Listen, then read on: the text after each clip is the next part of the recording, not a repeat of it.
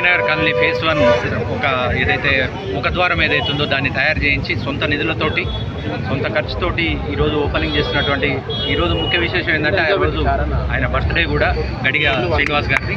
ఈ సందర్భంగా వారికి బర్త్డే శుభాకాంక్షలు తెలియజేస్తున్నాం.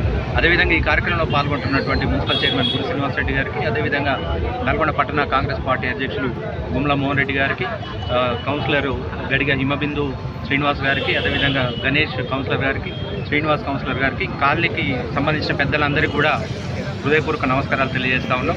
మంచి కార్యక్రమం తీసుకొని ముందుకు పోయినందుకు ముందుగా శ్రీనివాస్ గారికి ప్రత్యేకమైన అభినందనలు తెలియజేస్తా ఉన్నాం. మీరందరూ చూస్తూనే ఉన్నారు, గత 6 నెలల కాలంలో నల్గొండలో అభివృద్ధి పరుగులు పెడతా ఉంది. మీ వార్డులో కూడా ఇప్పటికే అండర్ గ్రౌండ్ డ్రైనేజ్ పూర్తయింది. ఆ అండర్ గ్రౌండ్ డ్రైనేజ్ ఎక్కడైతే పూర్తయిందో అక్కడ హౌస్ సర్వీస్ కనెక్షన్ కూడా కలుపుతూ ఉన్నారు. కాబట్టి మీకు రాబోయే రోజుల్లో డ్రైనేజ్ సమస్య ఉండకుండా చేయాలనేది అయితే లక్ష్యంతో ముందుకు పోతున్నారు కోమటిరెడ్డి వెంకరెడ్డి గారు. దానిలో భాగంగా ఇంకొక రాబోయే 2-3 నెలల్లో మీ కాలనీ అంతా ఇంకా సీసీ రోడ్లు కూడా పూర్తయ్యి అందంగా విధంగా తయారవుతుందని చెప్పి ఈ సందర్భంగా తెలియజేస్తున్నాం.